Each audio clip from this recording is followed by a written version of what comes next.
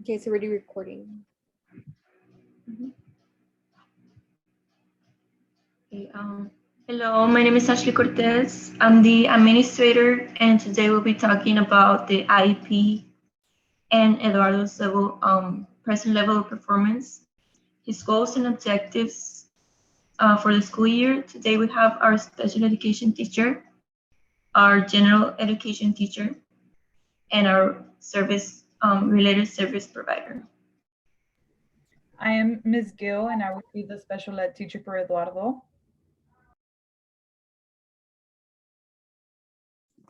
Hi, my name is Miss Ayala, and I'm going to be Eduardo's general education teacher today. Hi, I am Maria Torres, and I am Eduardo's related service provider, his speech therapist. Hello, I'm Kayla, and I am Eduardo's mom.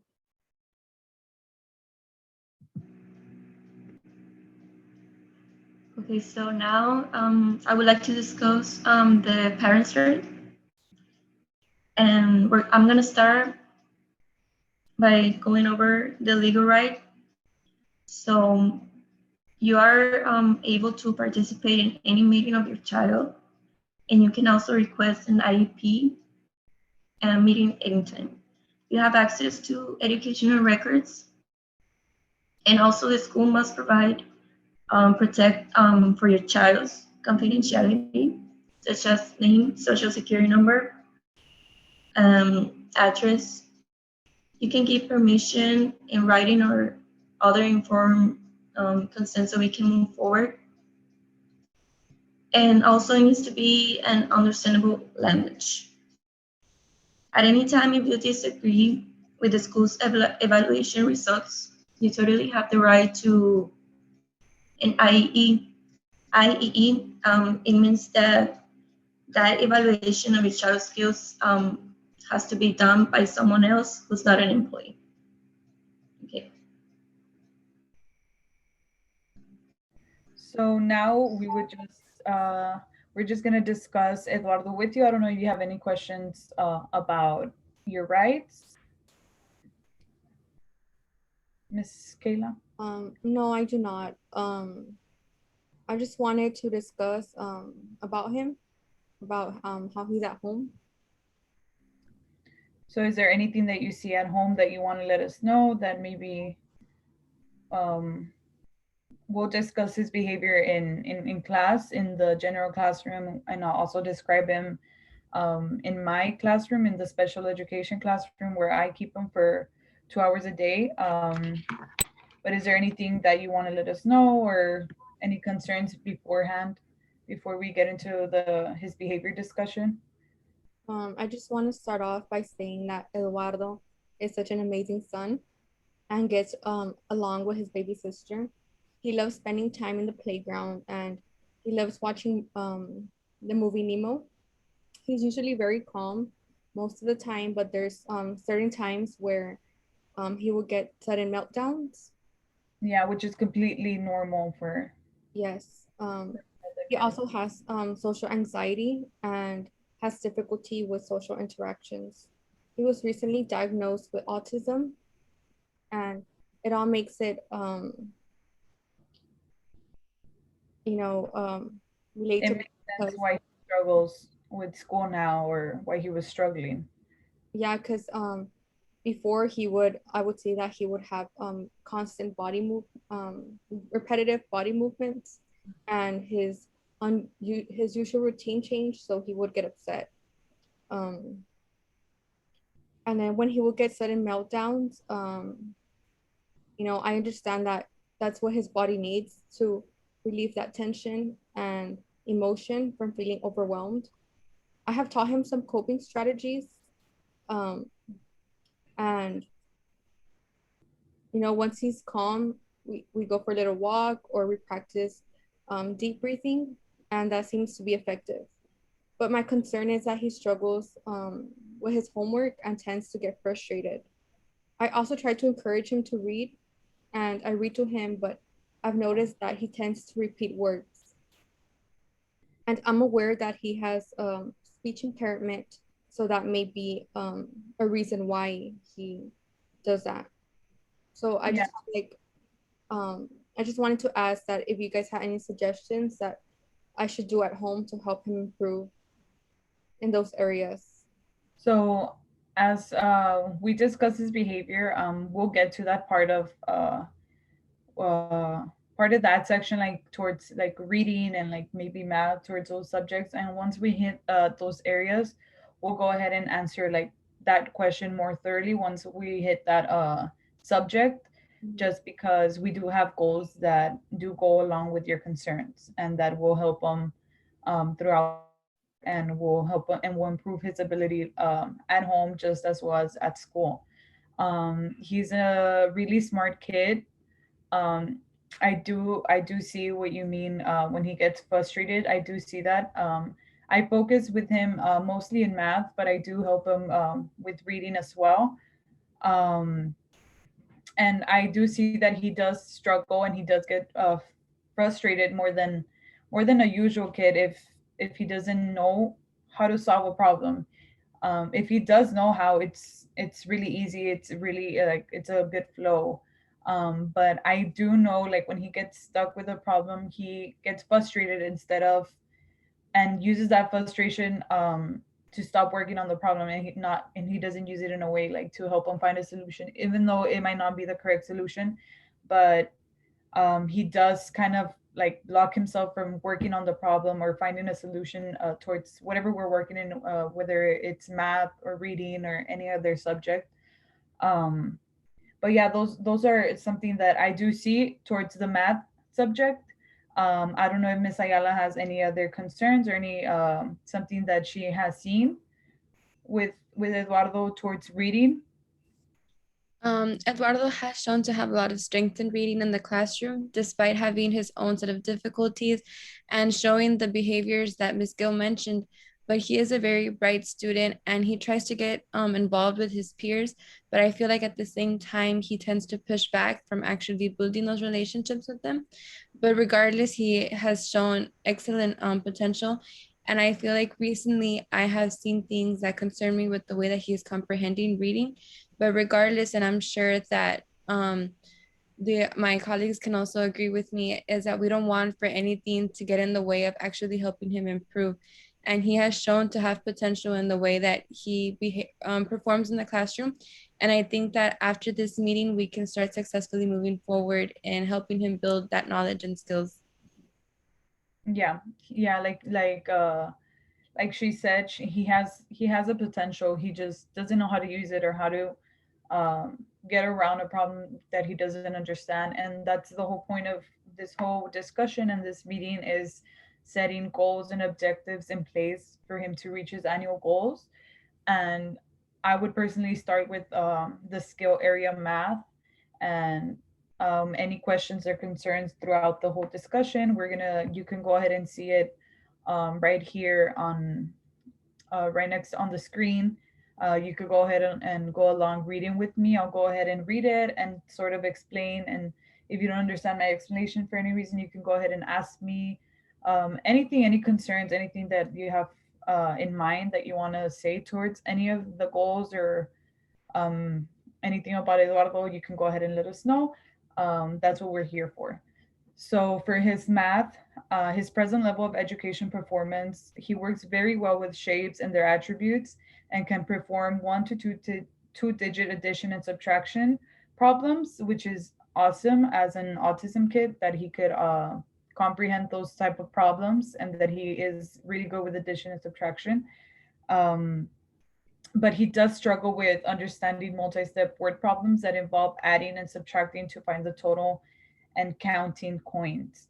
So his main problems and what we're working towards is helping him find a way to understand a multi-step word problem. So problems with several steps, like maybe adding 10 plus 5 plus 1.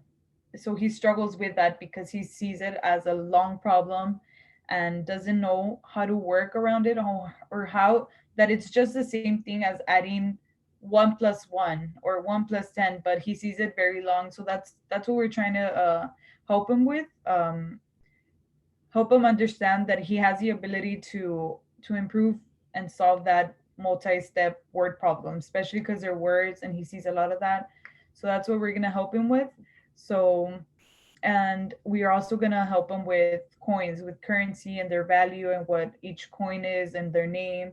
So he struggles with that. So that's his present level of educational performance at the moment. So we're going to help him with that with 3 annual goals. And within those 3 main goals, there is 2 objectives, 2 short-term objectives per each goal, and that will help him accomplish his main goal. His first annual goal is that he will improve his ability to solve a multi-step word problem, like I was saying. And by that, we are going to give him a keyword chart, and he will be able to circle keywords to help him narrow down the problem and solve it using a step by step. And we will help him through that. And we will, it's work in progress. And at the end of the first semester, which would be around December, we would give him 3 consecutive trials, and he would have to get 95% accuracy for us to actually say that he's actually improving his ability to solve a multi-step word problem and not be an annual goal anymore. And he already has the ability to work on that, and we're done with him understanding that part of math. His other short-term objective to help him reach this annual goal is given manipulatives. Eduardo will add or take away to help him solve word problems with 90% accuracy over 3 consecutive trials. So basically what this short-term objective is we would give him hands-on activities to help him visualize what we're trying to teach him. There's research that actually makes that it's proven that it will help a child visualize things better and understand it. So that will help him improve his ability to solve multi-step word problems. Do you have any questions towards this annual goal or any of the short-term objectives? Anything that you don't understand or want to add on? Yeah, my concern is that what happens if he doesn't get that percentage of accuracy? What would happen? So if he doesn't get the 95% accuracy, we would probably have to change the objectives, some of the objectives that we're using to try to reach this goal. Because if he's not getting the accuracy, that means that maybe he gets the 3 consecutive trials with 90% accuracy with the given manipulatives, which would be hands-on activities, but he doesn't get the 95% accuracy over the 3 consecutive trials with the keyword chart provided, which would let us know that he's more of a visual kid and more a hands-on child. So we would have to make some modifications and change an objective. That way he does get the annual goal at the end of the year. He does complete it. But that's only if he doesn't, which I believe in Eduardo, and I think he will be able to execute these trials with a 95% accuracy. His second annual goal is that he will improve his ability to count coins. So his short-term objective is that he will be given the price of fruits and 75 cents.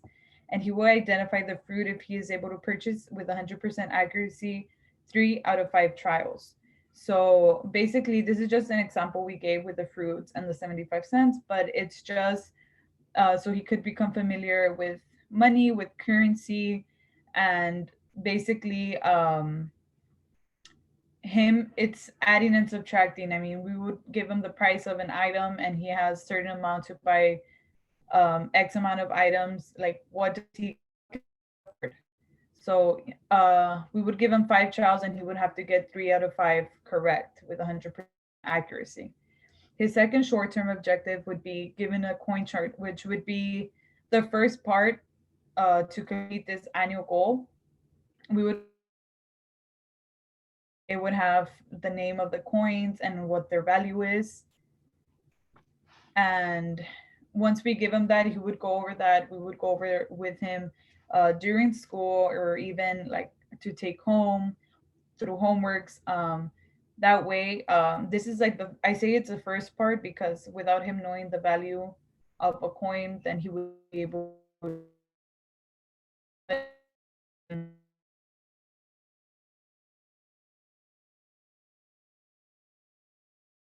these short-term objectives, he would complete his annual goal that would be his ability to count coins.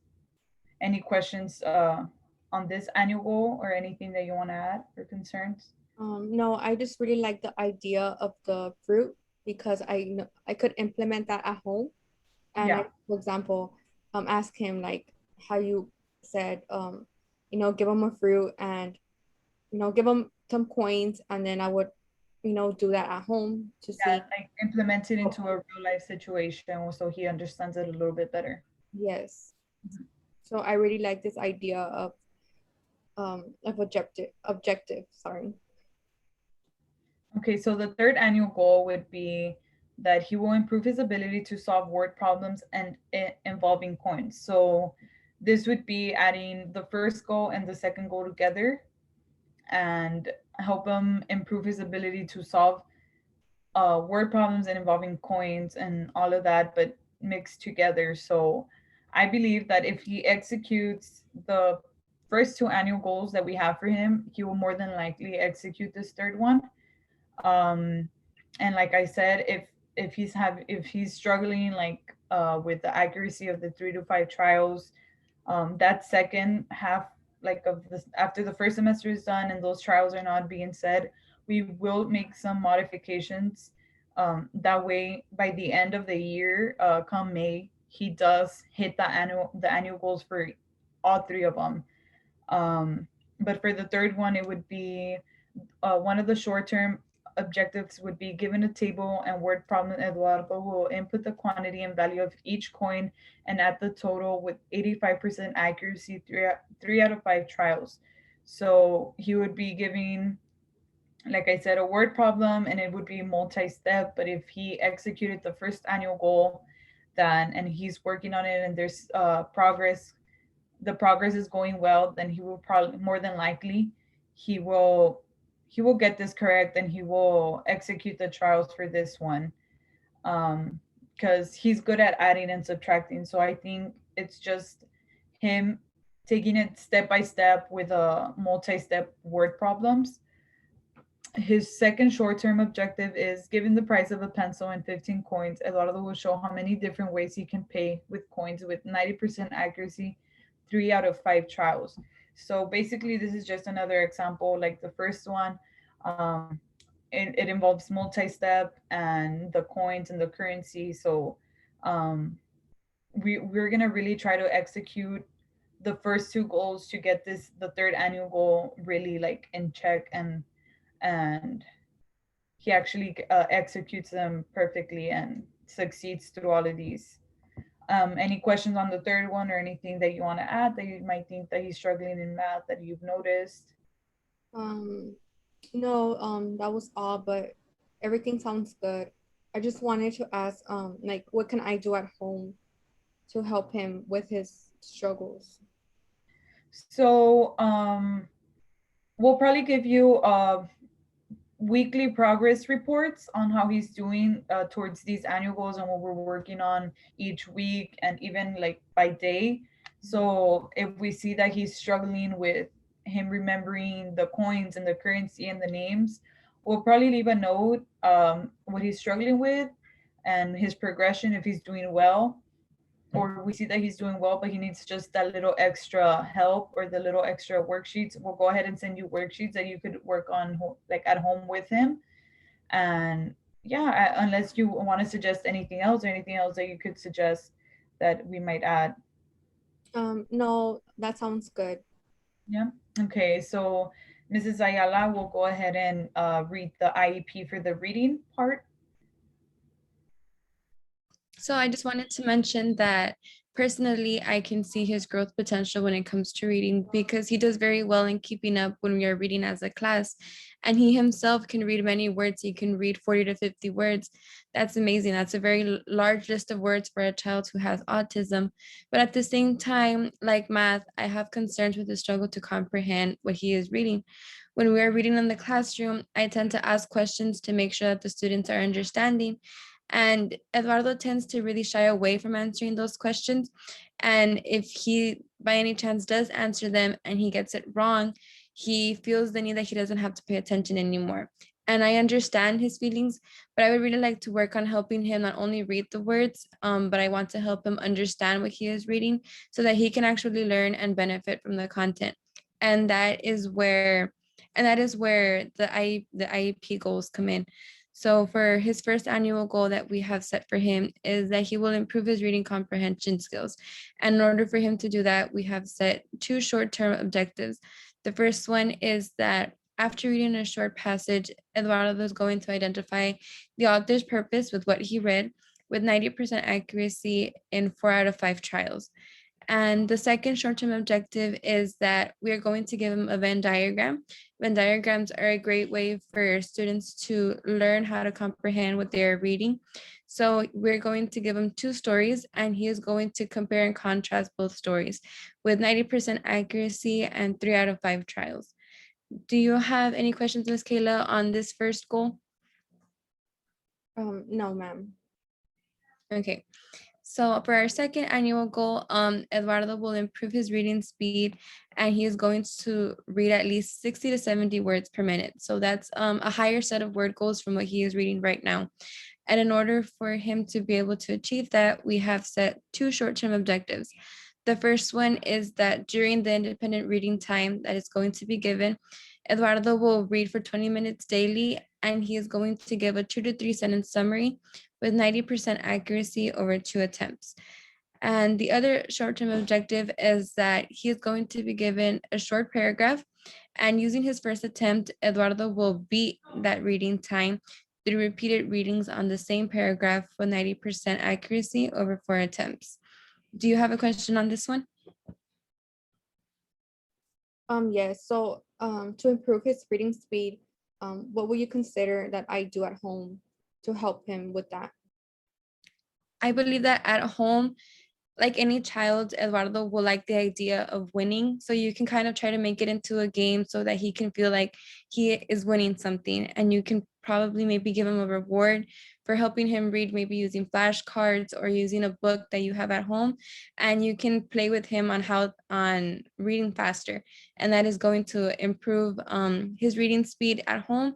And it'll start reflecting in the classroom as well. Yes, I'll start doing that at home to help him with that area of struggle. Okay, that's great, Miss. So our third annual goal that we have set for him is that he will demonstrate understanding of the main elements of the story. So for our first short-term objective is that we are going to give him a story map in which Eduardo will extract the main elements of the story and fill in the boxes on the story map with 85% accuracy with 2 out of 4 trials. And for our second short-term objective under this goal is that after reading a story, we're going to give him a rolling dice. And he is going to use that rolling dice and answer the question in which the number lands and corresponds to in much detail as possible that he can, relating to the different elements of the story with 85% accuracy and 3 out of 5 trials. Do you have any questions about any of the goals or any comments that you would like to add? No, I just wanted to know like how is he doing in your classroom? So in my classroom he has shown he is very bright. I do think that he is very bright and he has shown a lot of strengths despite having his own difficulties and showing the different behaviors that we have already discussed. He is improving very well and he likes to read. I feel like he really likes to read because he likes to get involved in the classroom, but at the same time, he shies away from actually participating. But I feel like using these goals and working with him, he is going to learn to be more comfortable and eventually start being able to volunteer more and participating more in the classroom as well. Yes, that sounds good to hear. Yeah, and we also have the related service provider, which is Ms. Torres, which helps him with his speech impairment as well. That way, I don't know if you have any comments about Eduardo or concerns that you might want to add, Ms. Torres, that you could Yes, give. hi. Hi, yes. So I am his speech therapist, and I see him once a week and for one-on-one therapy for 2 hours. And we are currently trying to focus on improving his communication skills overall. But what I'm trying to work on currently, so hopefully with the help of Miss Ayala and Miss Jill, we can work on his reading skills, especially like more specifically his out loud reading skills. That's to work on. So Eduardo tends to replicate certain words. He tends to like, I guess, fixate on certain words, and that's what I'm trying to help him navigate past that and just help him achieve like a ways that he can read out loud. As Miss Ayala mentioned, he does read at a very good speed for someone, especially considering he has autism. But I would like for him to not focus so much on certain words and maybe focus a little bit more on his overall like concentration when it comes to reading. And after that, I would like to then have once I work on that, I would hope that would lead to him have I'm so sorry lead to him having a better overall communication. So I don't know if you have any questions for me, Miss Kayla. So, yes, I am aware that he struggles with his speech and his repetitions. And I was just wondering, like, how he was doing in therapy. He's doing very well. I do see him improve. Since I see him a week, it is easy for me to notice his improvements. But I would still like to see a little bit more when it comes to like just the overall like language and communications. I do want to focus. I would like to help him achieve like better social skills as well. So, yeah. So, what would you recommend me to do at home to help him improve his social skills? Would it be like for him to socialize more? Some ways that would help him? Yes, just common, just when I'm pretty sure you ask him like, oh, how was your day and stuff like that. Stuff like that is very helpful, I feel, to help him to get to communicate more. If also maybe having him interact with more children his age, if he's comfortable with it, just so he can also get used to communicating, socializing with people like around with his age. And not just that, also just actually socializing just in general, so he can learn how to navigate different like scenarios and stuff like that. So just getting him to talk, asking him questions, and just yes. Yes, that sounds good too. So I would try to socialize and um, you know, have him socialize with other kids his age to for him to, loosen up and not have that much of an anxiety for him. Yes. Yeah, what we have here, what you see on the screen, is the type of service that he will be getting and how many hours a day. And he would see the uh, Miss Miss Torres as well. So for me and Miss Ayala, we would spend 3 hours a day with him in the regular. He would spend 3 hours a day in the regular class with the rest of the kids. Ms. Torres would go ahead and see him two times a week for 30 minutes. And me, I would have him for myself in my special ed classroom 2 hours a day, where it would be basically maybe working one on one, basically with less kids. And physical therapy would be 30 minutes a week as well. If we see that maybe we need to make modifications, or if he's doing really well and he could spend more time in the regular classroom with the rest of the kids, or if that helps him being around other kids with his social skills and all of that, then we can make modifications and leave him in the regular classroom more. If we see that he is struggling, then maybe we'll add more hours with the self-contained classroom. Any questions on this or anything that you might not understand on here?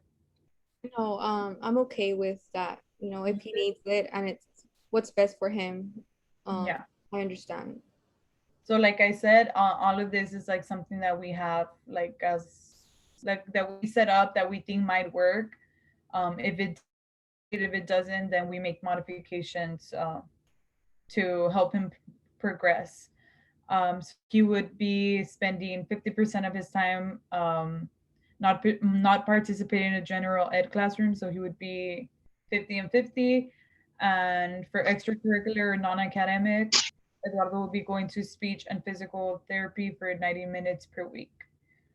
Um, his participation in statewide or district assessment, um, keeping data of Eduardo's level of performance in a portfolio, having included his levels of math/reading and identifying which type of activities should be allowed.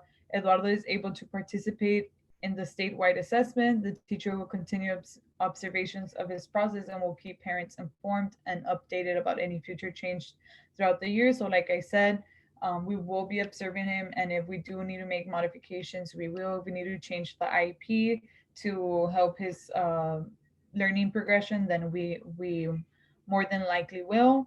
Our scheduled reports to you would be you will be receiving the scheduled reports um, information weekly via progress card, and the parent teacher conferences quarterly discussing his improvements and any concerns or solutions to meet Eduardo's academic goals.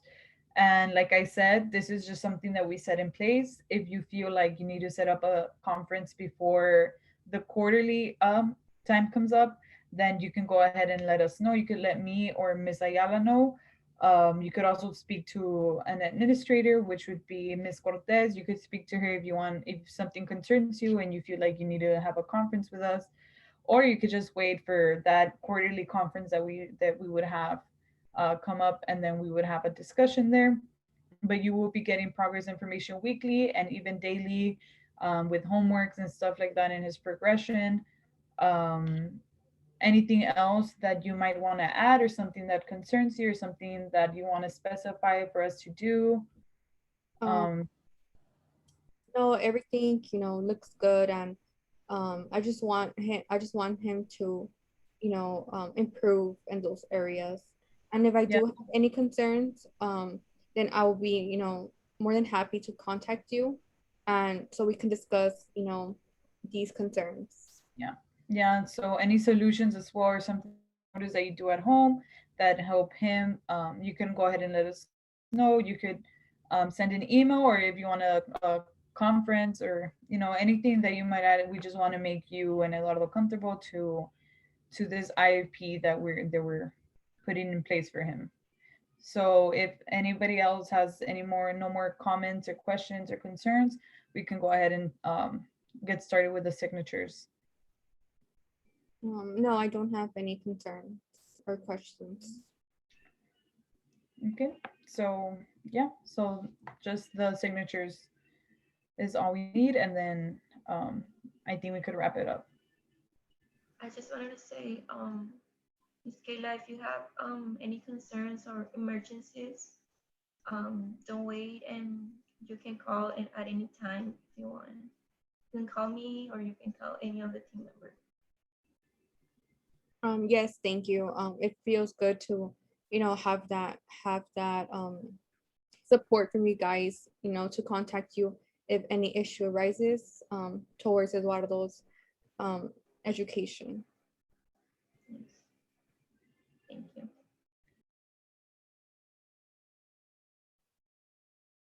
So thank you very much. And so when would the next meeting would be?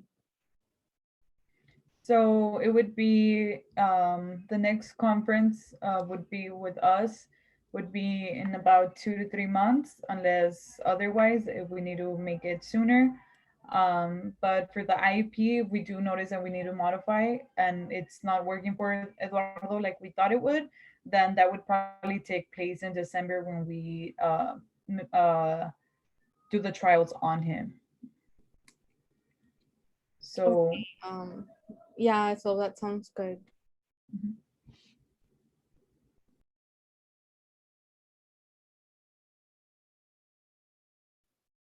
So thank you guys for your time and have a nice day. Thank Yes. you. Thank you so much, Miss Kayla, for taking the time out of your day to meet with us so that we can discuss on how we can help Eduardo keep improving in the class and in the classrooms and ultimately help him prepare for the things that are going to come for him. Yes, thank you.